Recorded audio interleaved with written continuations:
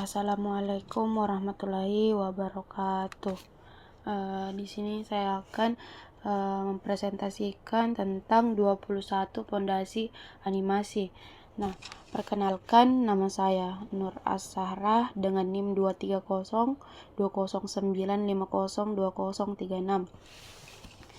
Jadi, selanjutnya kita akan mengenali 21 pondasi animasi. Langsung saja. Nah, di sini sudah ada 21 pondasi animasi. Dan di slide selanjutnya saya akan menjelaskan secara satu persatu. Nah, di 21 pondasi tersebut itu pertama itu ada Apple. Nah, Apple adalah daya tarik visual dari karakter atau objek dalam animasi karakter yang memiliki Apple terlihat menarik, unik, dan mudah diingat. Apple tidak selalu berarti cantik atau lucu, tetapi memiliki desain yang jelas, proporsional, dan memiliki kepribadian yang kuat. Apple dicapai melalui bentuk yang sederhana namun kuat, ekspresi yang jelas, serta siluet yang mudah dikenali. Jika desain terlalu rumit atau membingungkan, penonton akan kesulitan memahami karakternya. Contohnya itu ada karakter protagonis yang biasanya itu memiliki bentuk membuat agar terlihat lebih ramah. Nah, di sini bisa kita lihat contohnya. Contoh karakter Apple. Nah, selanjutnya itu ada strong design. Nah, di strong animation ini berarti animasi memiliki gerakan yang jelas, terarah, dan terasa hidup. Animator harus memahami timing, spacing, dan weight agar gerakan terlihat natural dan tidak kaku. Animasi ini yang kuat menggunakan prinsip dasar seperti anticipation, squeeze, dan stretch, serta follow through untuk membuat gerakannya itu lebih meyakinkan lagi. Nah, itu gerakannya itu lambat, terus setelah gerakannya lambat terasa berat dan lebih kuat. Yang kedua itu gerakannya cepat tapi terasa ringan dan energik. Nah, yang terakhir itu ada gerakan patah-patah, tapi itu gerakannya itu terasa tegang atau robotik. Nah, strong animation itu memastikan juga setiap aksi mudah dipahami penonton dan emosi karakter tetap terbaca dalam setiap gerakan. Nah, di sebelah sini sudah ada contoh strong animation. Nah, slide selanjutnya staging. Nah, di staging itu cara mengatur adegan agar pesan utama tersampaikan dengan jelas kepada penonton itu mencangkup pengaturan komposisi, posisi karakter, arah pandang, pencahayaannya, serta sudut kamera. Semua elemen tersebut disusun agar perhatian penonton langsung tertuju pada fokus utama adegan. Nah, yang kedua itu staging juga membuat adegan mudah untuk dipahami tanpa gangguan atau kebingungan dengan penempatan yang tepat. Emosi, aksi, dan tujuan karakter terbaca dengan jelas sehingga cerita terasa lebih kuat dan terarah. Nah, bisa kita lihat di sini, ini contoh staging. Slide selanjutnya itu ada acting dan pantomim. Acting dalam animasi itu kemampuannya itu menyampaikan emosi, pikiran, dan kepribadian karakter melalui gerakan tubuh, ekspresi wajah, dan timing. Nah, sedangkan pantomim berarti menyampaikan pesan tanpa dialog. Dalam animasi ini sangat penting karena gerakannya itu harus bisa berbicara bahkan sebelum karakter mengucapkan sesuatu.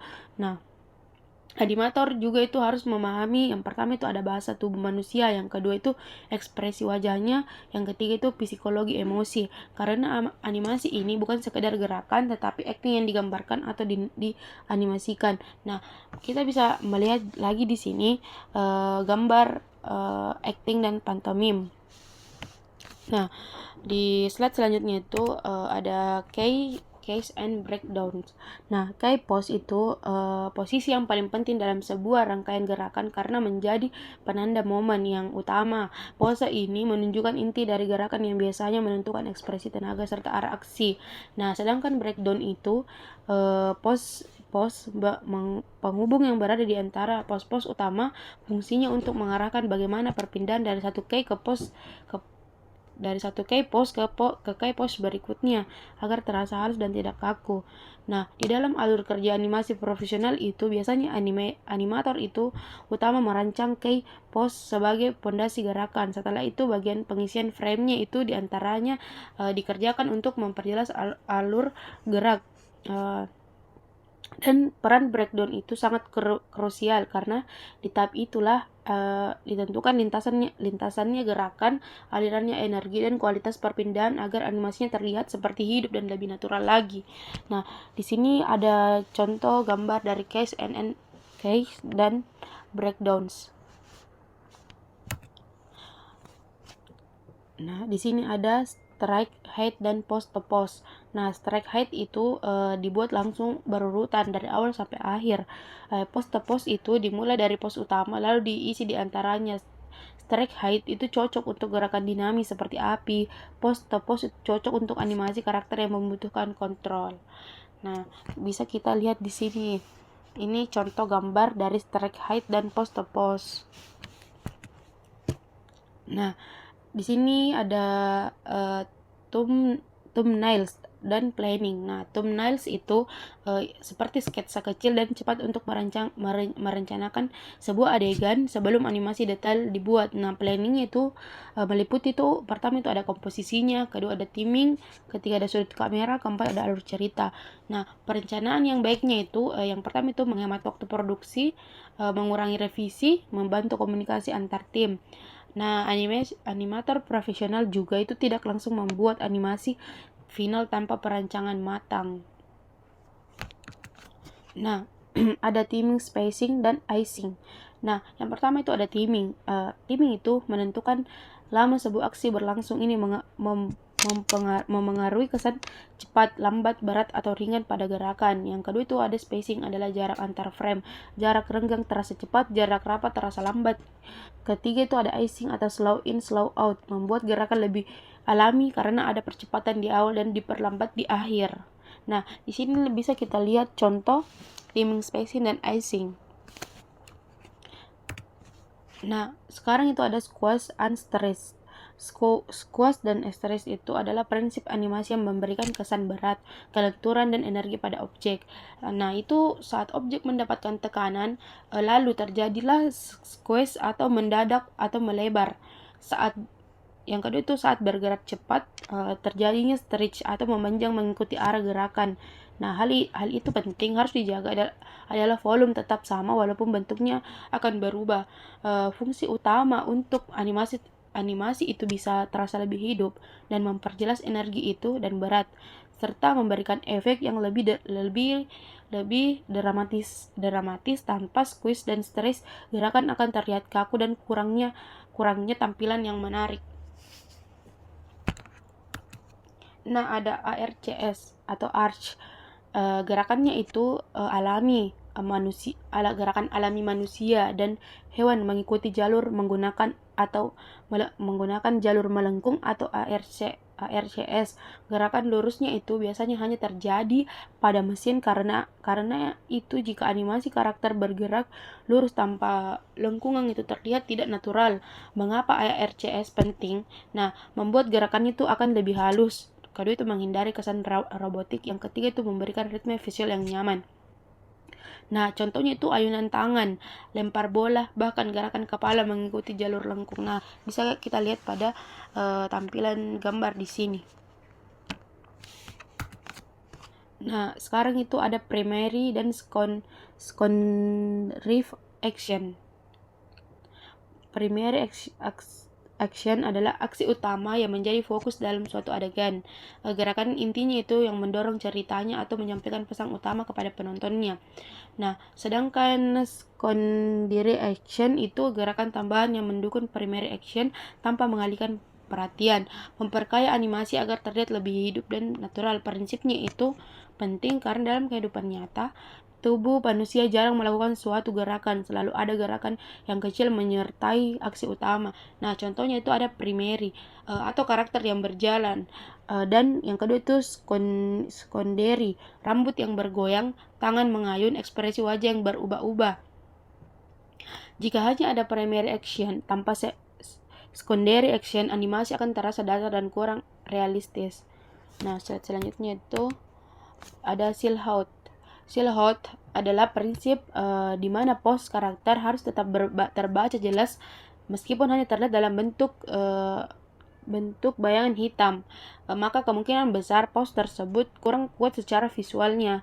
Silhouette itu membantu yang pertama itu memastikan komunikasi visualnya yang lebih jelas lagi. Yang kedua itu menghindari pose yang terlalu tertutup. Yang ketiga itu membuat ekspresinya itu lebih kuat. Nah, contohnya itu pose marah. Harus terlihat lebih jelas dari tangan mengepal dan tubuh condong ke depan bahkan tanpa detail wajah. Nah, bisa kita lihat karakter-karakter silhouette di sebelah sini. Nah, sekarang itu ada line of action dan reversals. Nah, line of action adalah garis imajiner yang menggambarkan arah dan energi gerakan tubuh. Biasanya berupa garis, lengkungan atau diagonal yang meliputi tubuh karakter. Nah, line of action itu membantu menciptakan pose yang dinamis, tidak kaku, memiliki arah yang jelas. Tanpa line of action, pose akan terlihat datar dan seperti robot. Contohnya itu saat karakter melompat, tubuh membentuk garis lengkung membesar dari kepala hingga kaki. Nah, ada pun lagi pondasi anticipation dan overshot dan settler. Nah, anticipation itu gerakan kecil sebelum aksi utama terjadi. Ini memberikan sinyal kepada penonton bahwa sesuatu akan terjadi. Sedangkan overshot itu gerakan yang sedikit melewati titik tujuan sebelum kembali. Settle adalah gerakan kecil saat karakter kembali ke posisi stabil.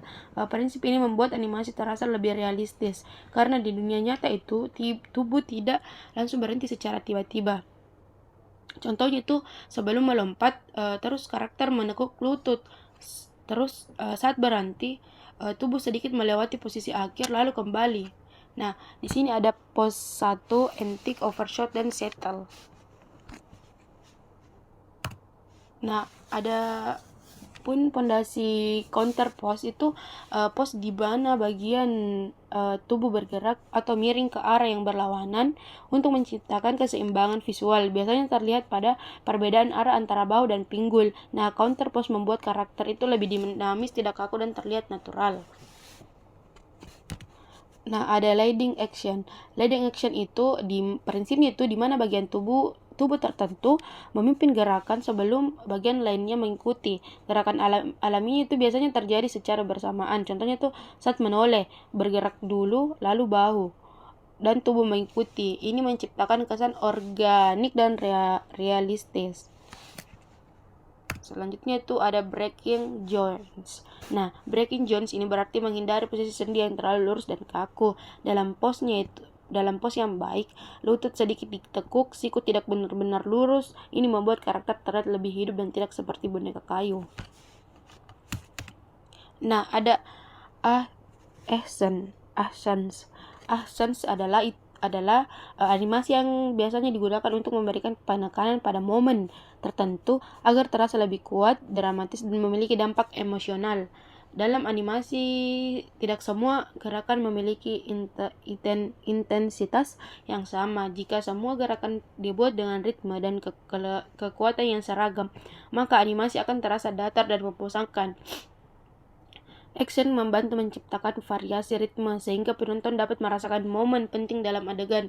Prinsip ini sering digunakan pada adegan aksi atau pukulan, tendangan, dan ledakan. Yang kedua itu adegan komedi atau jatuh dan terpeleset. Yang ketiga itu adegan emosional, biasanya sering digunakan pada tangisan tiba-tiba atau ekspresi marah.